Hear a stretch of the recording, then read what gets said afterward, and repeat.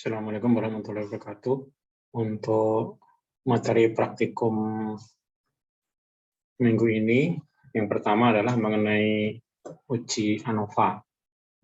Uji ANOVA itu adalah uji statistik bivariat untuk mengetahui perbedaan antar kelompok.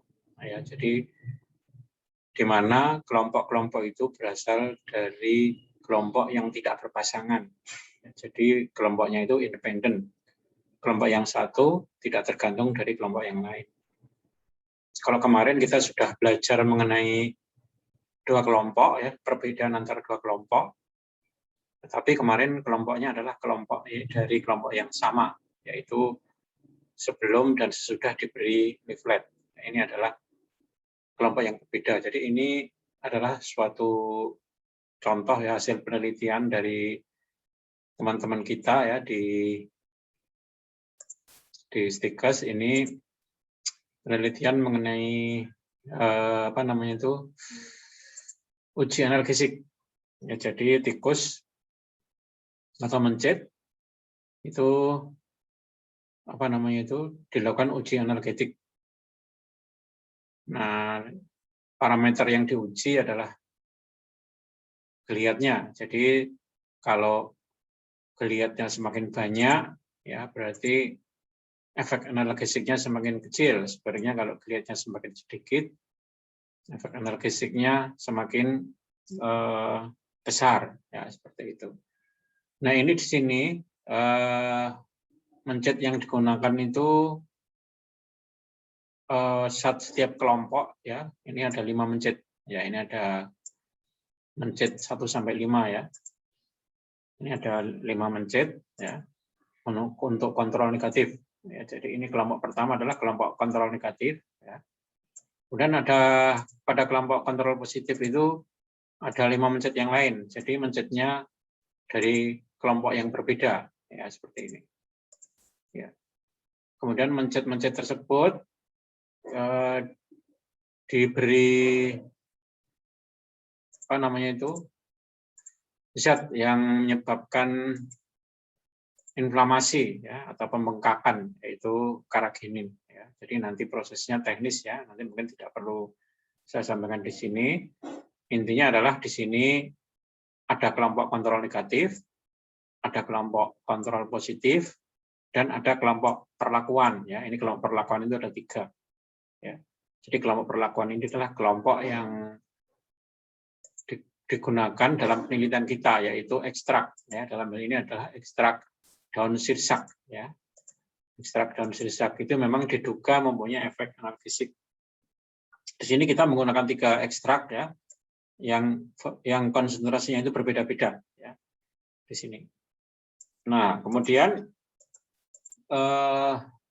setelah dilakukan uji, yaitu tikusnya mencetnya diberi ekstrak dan diberi kontrol negatif dan kontrol positif, maka geliatnya dihitung.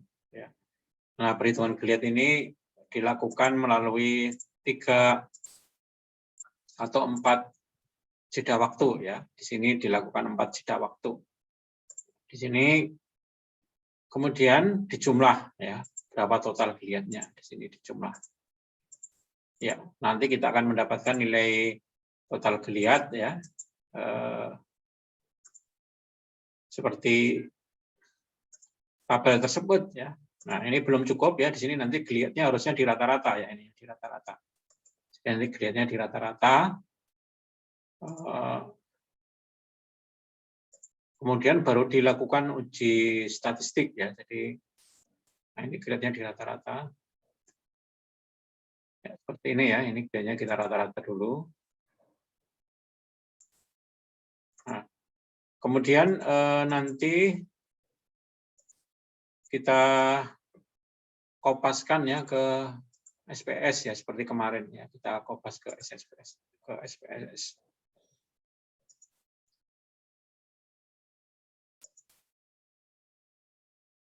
Ya.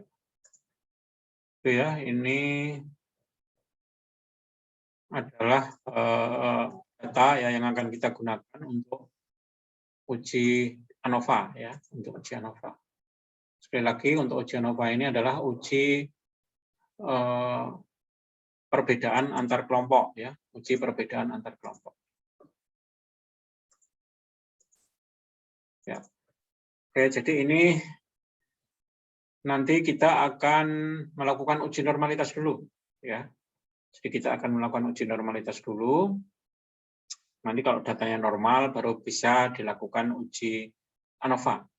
Jadi syarat uji ANOVA itu pertama adalah datanya harus normal ya. Datanya harus normal ya. Datanya normal. Syarat pertama ya. Kemudian syarat kedua, yang diuji itu harus dari kelompok yang berbeda ya. Dari kelompok yang berbeda. Jadi di mana jumlah kelompoknya itu lebih dari 2. Jadi kelompoknya harus lebih dari 2, tidak. Jadi misalnya kelompoknya ada 3, 4 dan seterusnya. Jadi kalau tadi itu kan kelompoknya ada 5 ya. Jadi kelompoknya 5 berarti kan lebih dari 2 kelompok. Ya ini syarat-syarat uji ANOVA ya. Jadi pertama datanya harus normal. Kemudian dari kelompok yang berbeda. Nah, ini kita akan uji dulu normalitasnya. Ya, ini datanya kita copy dulu ya, kita kopas ke SPSS. Ya, jadi ini data apa namanya? Rata-ratanya dulu ya, kita kopas. Ya, ini langsung aja kita blok ya. Kita kopas ke SPSS ya. Kita ngopasnya ke data view ya. Data view.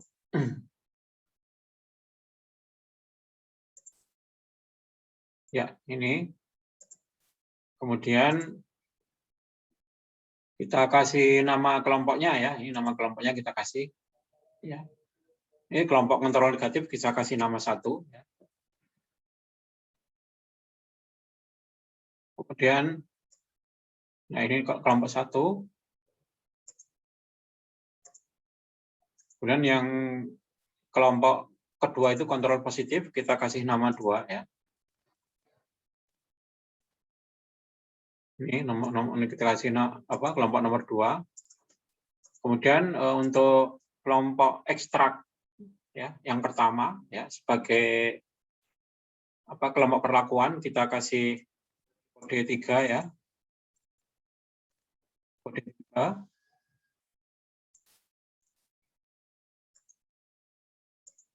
Kemudian ekstrak pelakuan yang lain ya, yang kedua kita kasih kode 4.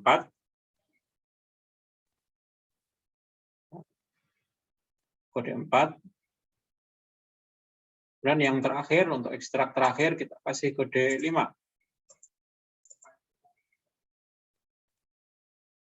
Ya, jadi ini ada kode 1 sampai 5 ya. Mulai dari kontrol negatif, kontrol positif, sampai kelompok perlakuan. Nah, seperti ini. Kemudian data ini kita rapikan dulu ya. Di sini kita kasih nama, ini adalah kita kasih ini numerik semua ya. Numerik. Jadi harus numerik ya, tidak boleh string ya. Kemudian ini kita desimalnya kita nolkan. Kemudian kita kasih nama ya. Untuk yang pertama adalah rata-rata geliat ya. Ini rata-rata geliat. Rata-rata geliat. Sini kita labeli rata-rata geliat.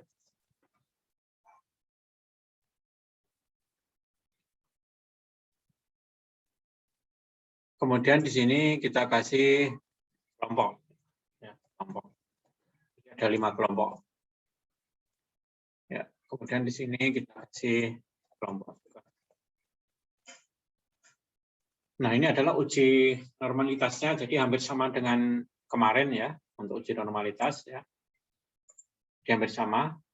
Ya, ini rata-rata geliat. Ya. Kemudian ini adalah kelompok. Ya, kita melakukan uji jadi uji normalitas ya.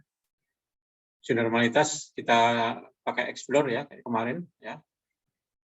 Explore, kemudian untuk apa namanya itu rata-rata geliat ya, ini sebenarnya kita rapikan dulu ya.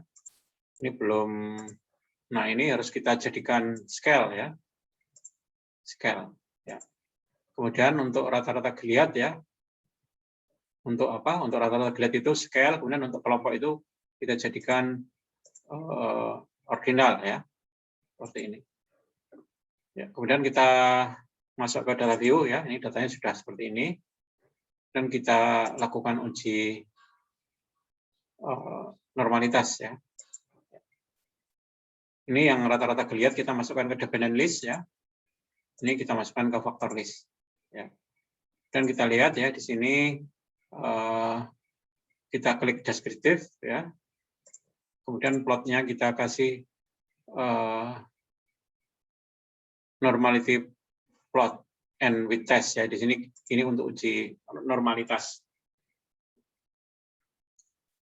Jadi nanti kita akan mendapatkan data dua uji normalitas ya, yaitu Shapiro-Wilk dan Kolmogorov ya, sekaligus. Ya, dari sini kita langsung klik OK ya.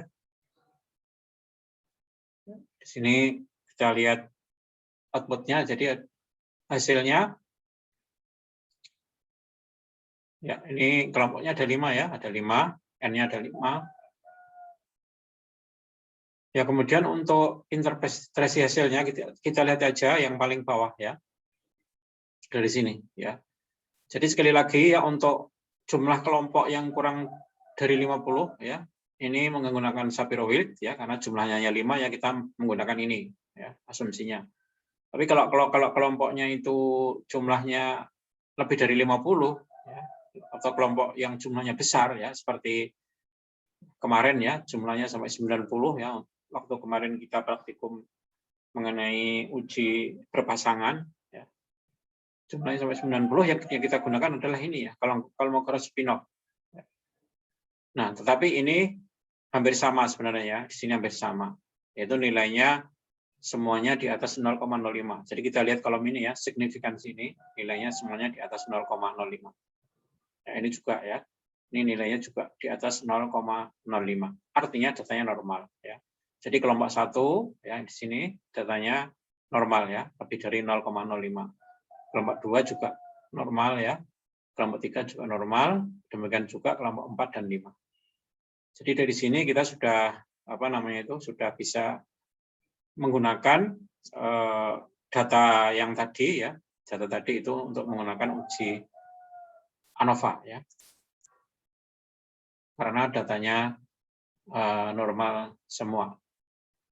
Jadi itu langkah pertama ya. Jadi langkah pertama sebelum kita melakukan uji ANOVA adalah memastikan bahwa datanya normal. Kalau datanya tidak normal, itu tidak bisa dilakukan uji ANOVA ya, tidak bisa dilakukan uji ANOVA.